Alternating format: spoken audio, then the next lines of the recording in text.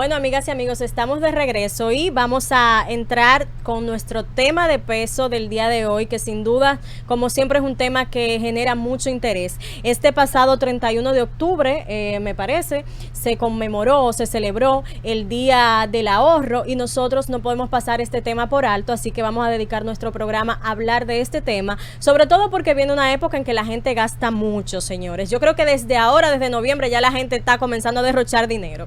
Entonces vamos a hablar hoy de cómo evitar los excesos y ahorrar en tiempo de fiestas. Para eso tenemos un invitado, señores, que yo sé que ese hombre nos va a dar mucha información muy útil.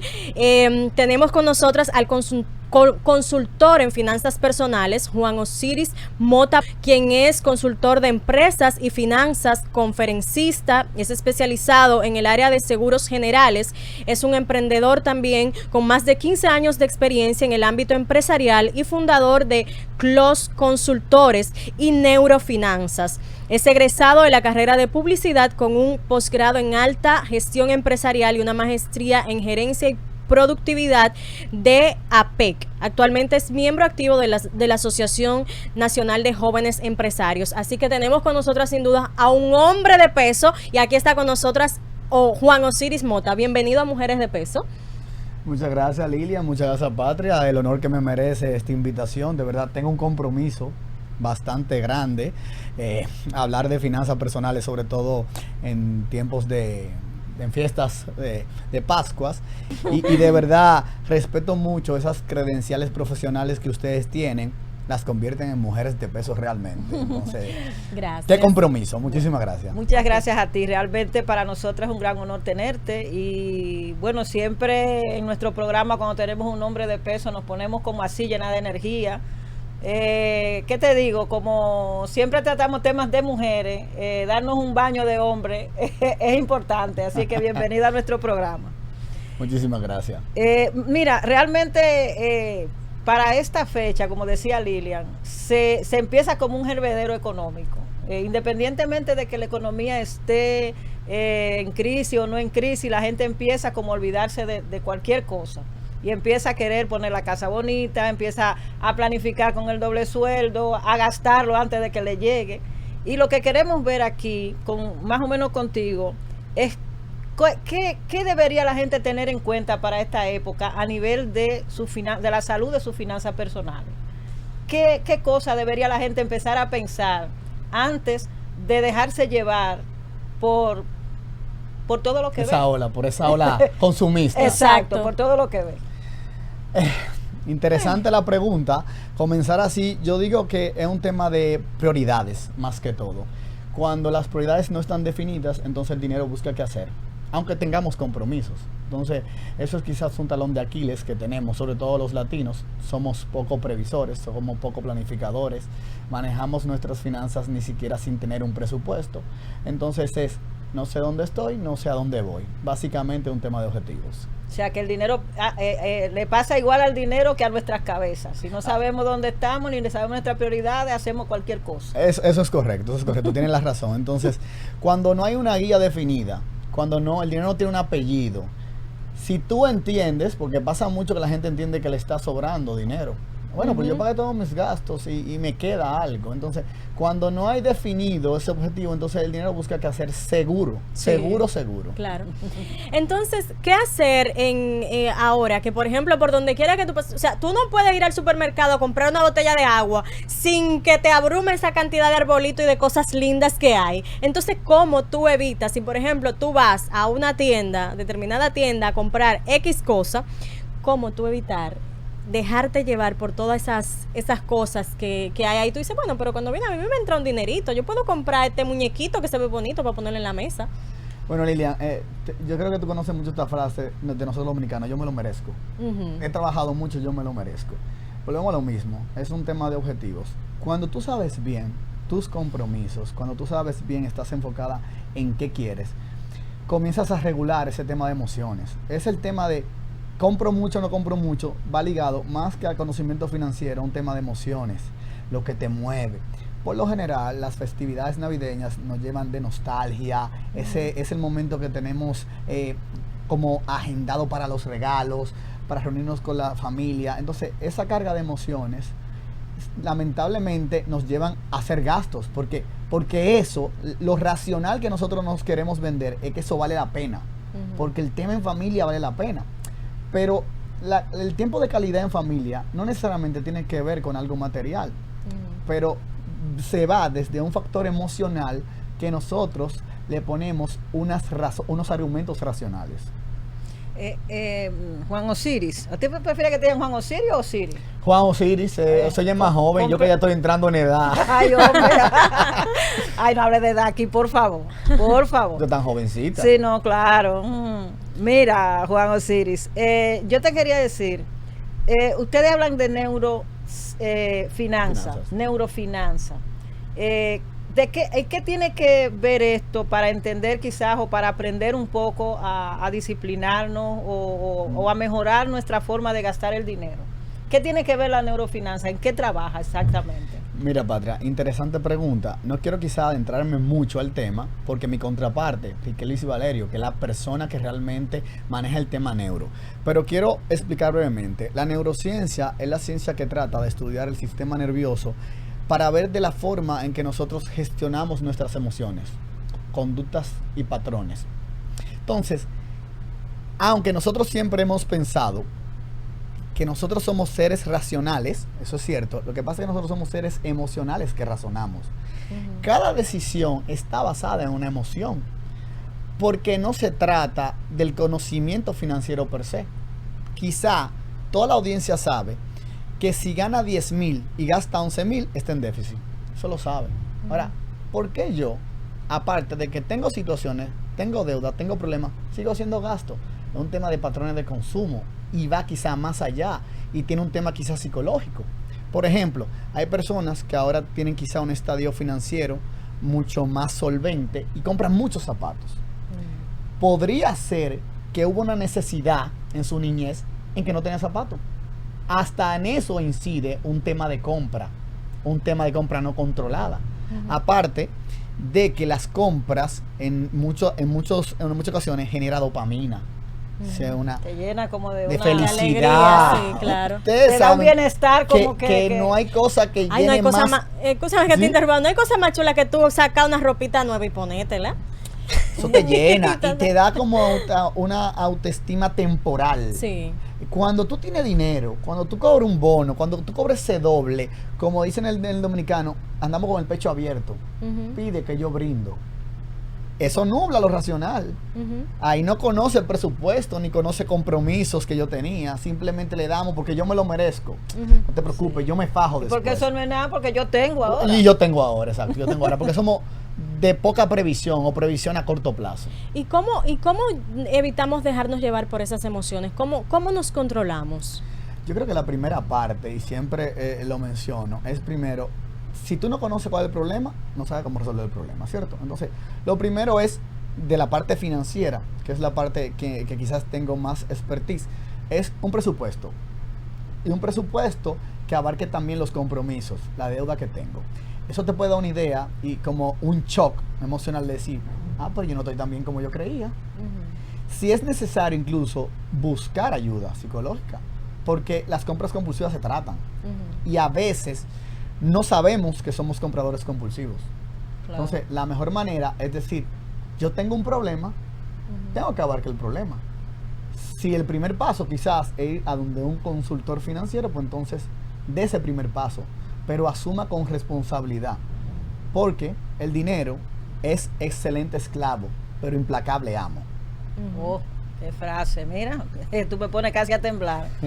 Mira, realmente, déjame decirte que hemos tratado muchas veces el tema de las finanzas personales y los consejos del presupuesto, del 10% del ahorro, pero primera vez, y lo quiero confesar, que tenemos un invitado que nos habla de la parte emocional, del tema de por qué somos tan débiles a la hora de gastar. Y para mí, te quiero confesar que ha sido como otra visión de este tema, que no la teníamos. O sea, siempre le decimos a la gente, sí, tú puedes, tú tienes que ahorrar, pero no le decimos quizás que muchas cosas de esas que hacemos son inconscientes. Exacto. Y que debemos entonces hacernos conscientes y trabajarlas. Así que te quiero felicitar por traernos esta nueva panorama, este nuevo panorama, esta nueva visión de lo que debe ser entonces la salud en la finanza, que tiene que ver mucho con nuestra salud emocional.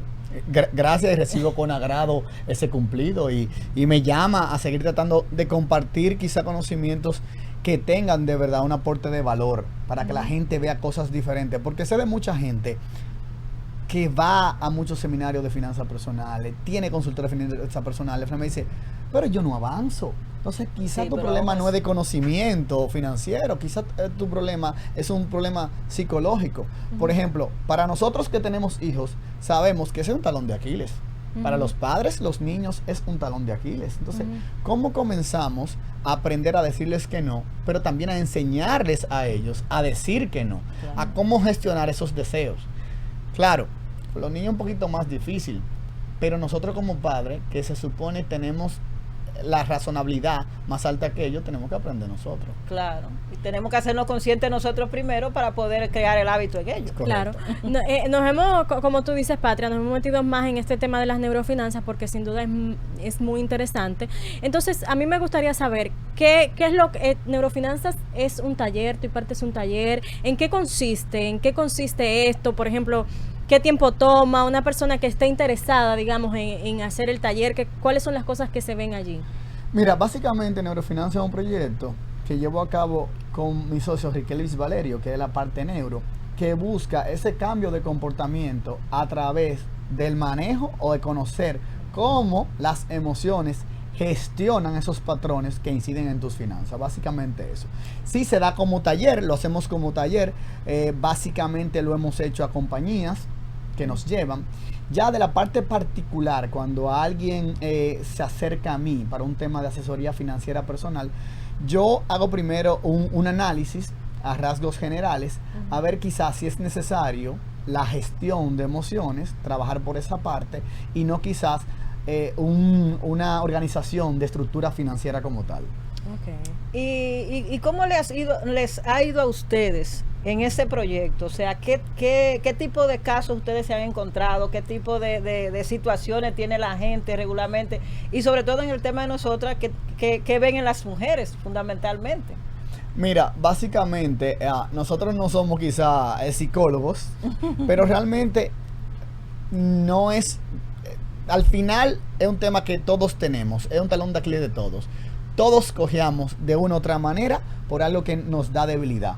Hay personas que sí, quizás la ropa, hay personas que quizás son nuestros hijos, pero al final, en la mayoría de casos, fuera también de que se agrega un problema de poca previsión, no presupuestamos, no organizamos. Cuando a eso se le suma que no podemos controlar esas emociones de compra, entonces el problema se pone más grave. Es un tema de todos, que al final somos seres humanos, no vamos a dejar de sentir. El tema de ir aprendiendo a gestionar esas emociones para poder decir no. Decir no de la cosa más difícil que existen. O sea, decir no de la cosa más difícil, sobre todo con amigos o con seres queridos. Y con este bombardeo capitalista, comercial de las marcas, que nos han vendido que el éxito en la vida es tener cosas materiales. O sea, ustedes se fijan, en Instagram todos somos felices y todos vivimos bien, en un yate con un buen carro, pero nadie enseña los pagarés de los carros, nadie enseña las intimaciones legales, nadie enseña los compromisos de banco. Y las lágrimas que botan. Y las lágrimas, exacto. Claro.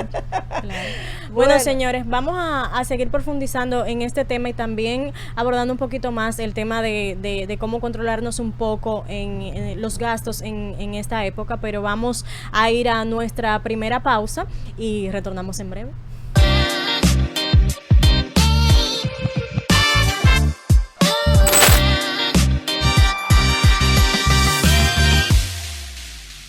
Aquí estamos de vuelta, amigas y amigos de Mujeres de Peso, y estamos aquí súper energizadas porque tenemos un hombre de peso con nosotras que está conversando sobre el tema importante de las finanzas personales y que justamente ahora vamos a meter al medio porque realmente nos interesa hablar del ahorro.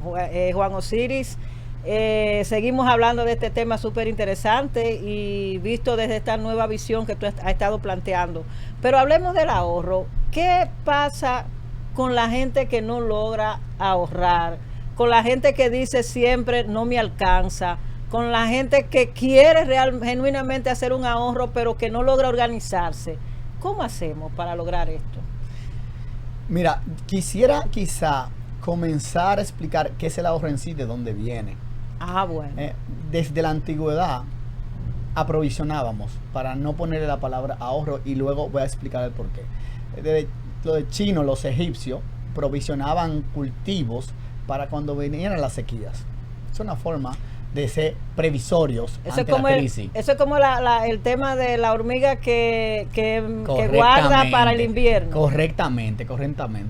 Y desde ahí podemos ver que el tema de tener guardado nos sirve para una crisis, para que vayamos entendiendo. Ahora, el ahorro como tal, vamos a definir de dónde viene la palabra. Viene de una palabra que se llama ur, que es una palabra árabe que significaba libre. Luego se convierte a ahorro, que entonces se relacionaba a la libertad de los prisioneros.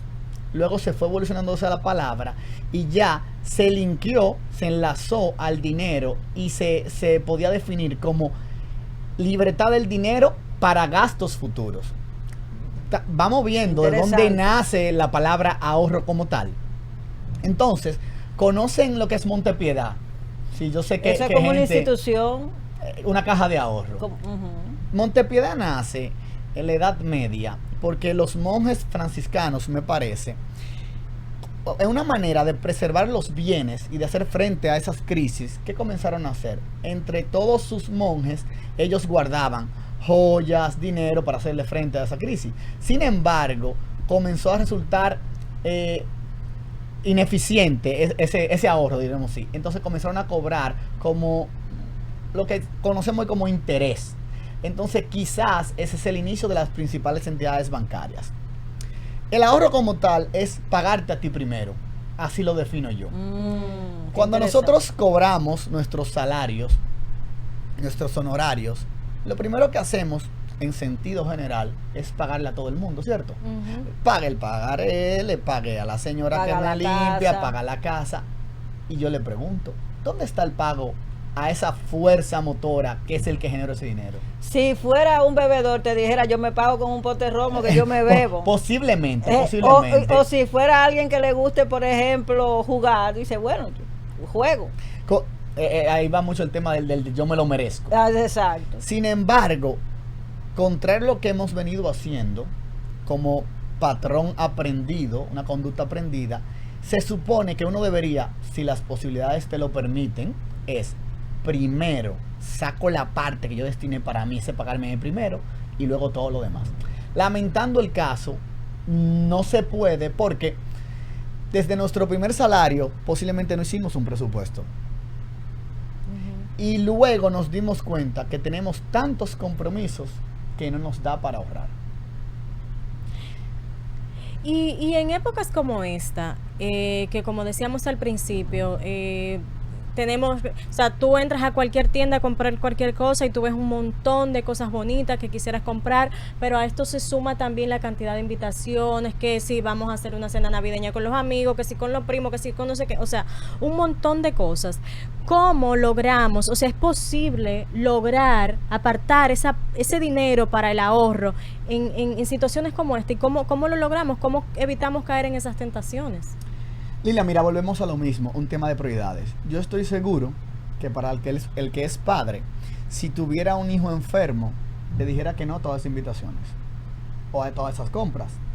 Porque exacto, hay algo con tanto peso emocional para él que lo racional lo lleva a alejarse de esa compra emocional. Sin embargo, si no hay ninguna situación externa de gravedad, esa parte emocional que genera las fiestas, el juntarme, el todo un año trabajando, te llevan a hacer eso, a tener ese patrón de conducta, de compras quizá no importantes, compras excesivas, y el hecho obviamente de no tener definido un plan, entonces te lleva más a eso. Porque quien tiene definido un plan, inclusive define cuánto va a gastar en diciembre. El que tiene un plan definido, tiene inclusive qué va a gastar en diciembre y si puede hacerlo o si no. Señores, tenemos 20 de diciembre, 30 de diciembre, 40 de diciembre, los que somos más viejos. Entonces, ¿cuándo es el momento en que vamos a decir, no puedo porque tengo un compromiso? No, porque tengo un préstamo que pagar, que quizás si yo abono esa deuda, la termino en 2 o en 3 años menor. Básicamente, siempre volvemos a lo mismo. Un tema de presupuesto, de saber dónde estoy, y un tema de objetivos definidos. Como todo en la vida, si no tenemos objetivos definidos, ¿para qué trabajamos? Para otro. Claro. Sí, pero para mucha gente es difícil hacer la cultura del ahorro. O sea, en esa parte, yo quisiera ver como herramientas más prácticas que me ayuden a ahorrar, porque es lo que yo te digo, siempre nos dicen, ok, el presupuesto, chequea, anota tus gastos, saca el 10% de lo que tú ganas, pero al final de la cuenta no lo logramos. Es difícil. ¿Por qué no podemos? O sea, ¿qué nos impide o qué nos sirve de barrera para nosotros lograr hacer ese ahorro tan importante para usted salir de los déficits que usted ha vivido toda la vida? Le voy a decir razones y quizás tips para ver si logramos eso. Exacto. Y le quiero, quizás, con un caso real, una línea aérea, lo pueden buscar, en los años 70, se ahorró, creo que más de $50,000 por el simple hecho de eliminar una aceituna de sus ensaladas de primera clase. Una aceituna. ¿Y qué quiero resaltar con esto? Que por más mínimo que sea algo, gota a gota, logra un efecto mayor. Mucha gente dice que no puede ahorrar porque no va a ahorrar lo suficiente. Es que el hecho no es que ahorre mucho o poco, el hecho es que sea un hábito, que comience a ahorrar. Exacto. Aún así sea 100 pesos, pero 100 pesos que usted no ahorraba serían 1,200 pesos al año. Hace varios meses impartimos una charla entre un grupo de obreros que decía, es que con lo que yo tengo no puedo ahorrar. Yo le hice una pregunta que si alguien tenía 10,000 pesos en su cuenta ahí mismo, que el que lo tuviera y me lo enseñara, nosotros íbamos a duplicar eso. Me metí en camisa de hombre. ¿Tú te imaginas que hubiera salido bien gente con eso? Bueno, y me dice uno, ¿y cómo nosotros ahorramos 10,000 pesos? Hicimos un ejercicio bastante sencillo. Le decía que si se daban su cervecita. Yo le preguntaba que es cuánto en la semana, fin de semana, y le decía que si 300 pesos. Y me decía, no, ¿cómo 300 pesos? Pues 300 pesos van para comenzar.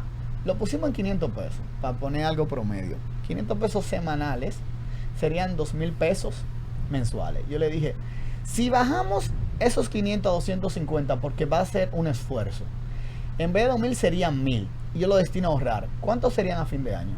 12,000 pesos.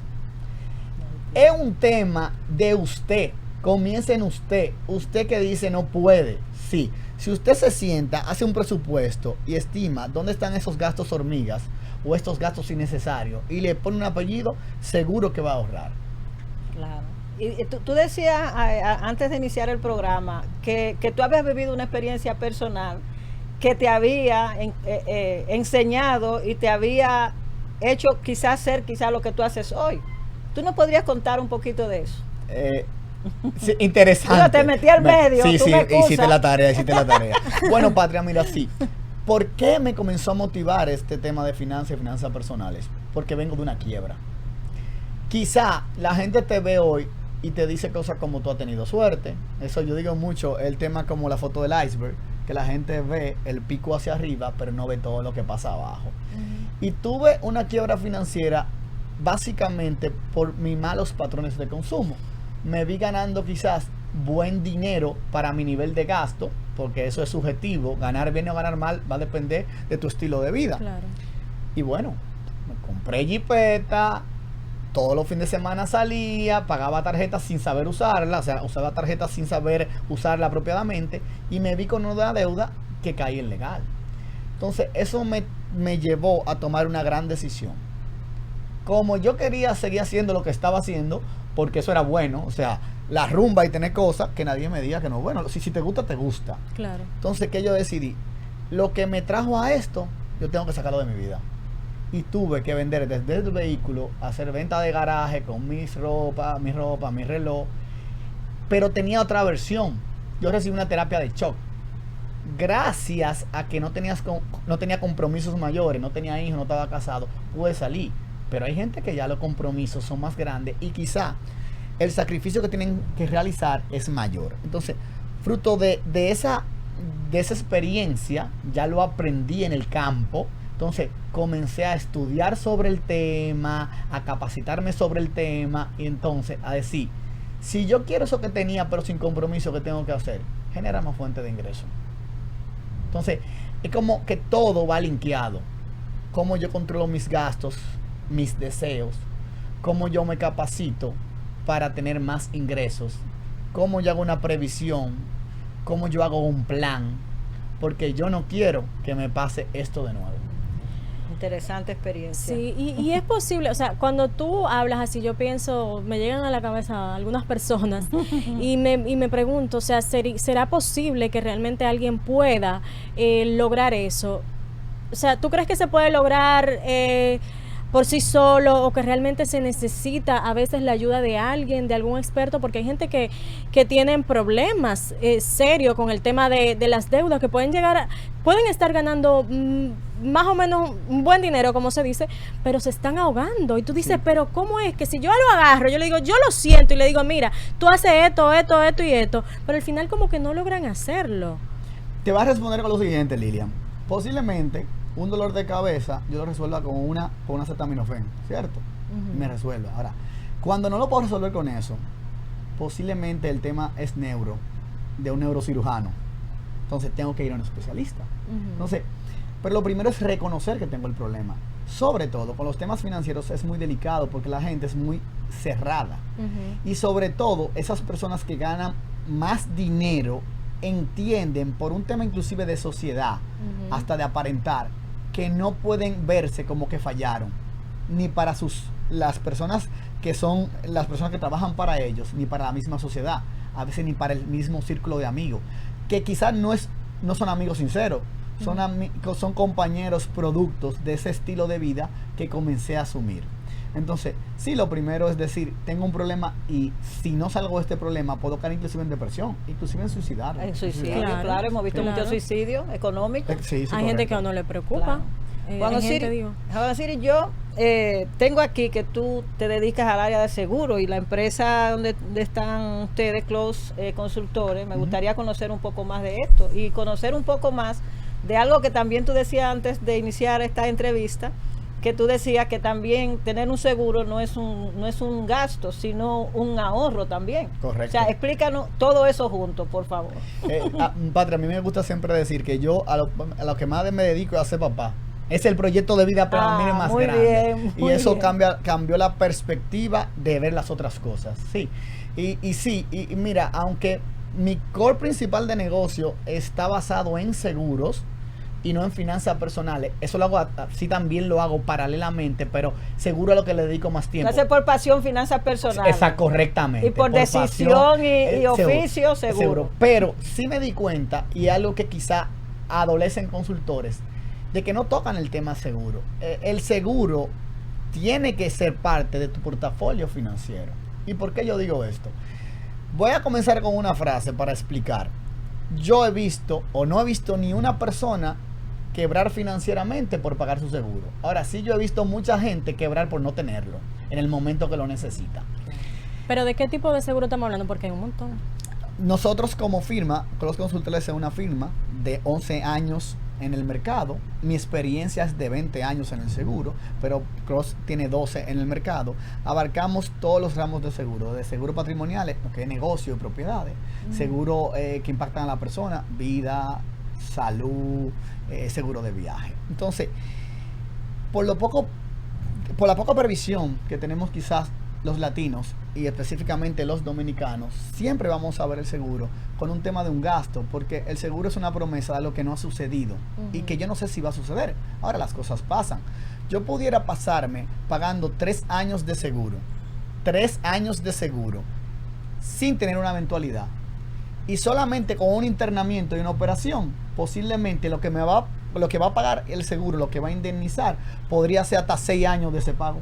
Entonces, ¿cómo no verlo como un portafolio, como parte de un producto financiero? Si yo no tuviera esos 100,000, esos 200,000 pesos sin tener seguro, tengo que tenerlo en los bolsillos. Claro. Entonces, cuando yo veo, por ejemplo, la incidencia en el aumento de cáncer, ¿cierto? Cuando tenemos productos catastróficos, que por una prima promedio de 3,000 pesos al año tengo 2 millones de pesos, aunque sea en reembolso. Pero quizás los 2 millones de pesos no me sirven para una enfermedad, sí, pero ¿cuántas familias de clase media tienen 2 millones de pesos parqueados en una cuenta para hacerle frente a un tipo de eventualidad como esa? Claro. Entonces, es un tema quizás hasta de conciencia de cada uno. Sí, yo te iba a decir eso, o sea, yo pienso que la gente conoce poco el mundo asegurador, o sea, lo sabemos porque quizás en nuestro trabajo tenemos un seguro de vida que nos lo da la misma empresa, pero no porque conocemos ese mundo y entendemos la necesidad de tener esa herramienta. O sea, es importante quizá que se haga una labor mucho más amplia sobre la importancia de contar con un seguro de vida o con un seguro de salud en enfermedades catastróficas, porque también uno tiene los recursos muy contados. Sí. O sea, quizás si sabemos la importancia de invertir en eso, quizás lo hacemos más consciente. Patria, mira, sí, muchas razones tienes, sin embargo, si a usted le hacen un descuento en su salario, usted van a preguntar por qué, ¿verdad? Y seguro el que toma sabe la diferencia entre un whisky y otro. ¿Por qué no somos igual de responsables con nuestra salud, con nuestro patrimonio? Es un tema de prioridades. Cuando yo comienzo a priorizar, yo busco lo que me interesa y busco la información. Y alguien, un consultor, un experto, me va a decir qué hacer y cómo lo hacer. Para eso estamos los corredores de seguro. Que, valga la redundancia, somos asesores gratuitos. Bueno que la gente lo sabe. Eso tú sabes, eso no lo sabe la gente. La cuña es válida, ¿verdad? Sí, llamen sí, a los consultores, que ahí lo vamos a asesorar. Muy bien. Muy bien. Bueno, ya nuestra productora nos hace seña que se acabó el tiempo de nuestra entrevista. Es una pena realmente porque tener un chico joven, buen mozo y además con tanta información importante, da pena cerrar la entrevista. Así es que, querido Juan Osiris, gracias por aceptar nuestra invitación. Ojalá podamos tenerte más frecuentemente aquí para abordar estos temas que son tan interesantes, que la gente necesita saber, que la gente necesita conocer. Y nada, gracias por todo lo que nos diste esta tarde y si tú quieres darle una información importante ya final a nuestro público. No, más que nada agradecer el honor de la invitación, más que encantado. Viniera las veces que me invitaran a compartir y a poder aportar información de valor a toda su audiencia y de verdad a las personas los objetivos claros y a presupuestar. Que hay otro diciembre, hay más diciembre. Sí. Que a veces la gente cree que no, que el mundo se va a acabar. Que el último diciembre y el yo me lo merezco. Señores, planifíquense. Claro. Bueno, vamos a presentar nuestros tips de peso de hoy. Vamos a despedir a nuestro invitado, que como ha dicho Patria, sin duda con informaciones muy útiles. Así que bajamos en breve.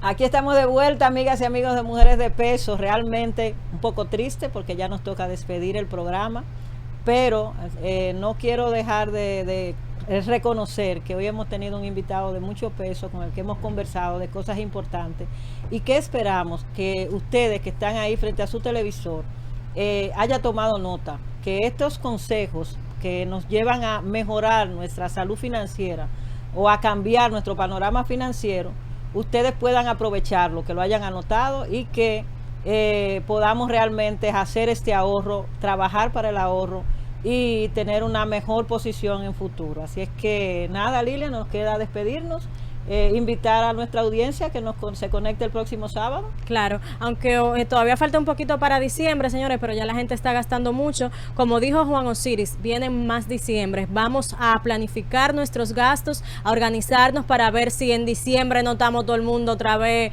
llorando. En enero llorando como siempre hacemos. Así que nada, vamos a seguir, esperar que ustedes aprovechen estos consejos y nada. Y hay otro diciembre, no lo olviden. Claro, nos vemos el próximo sábado.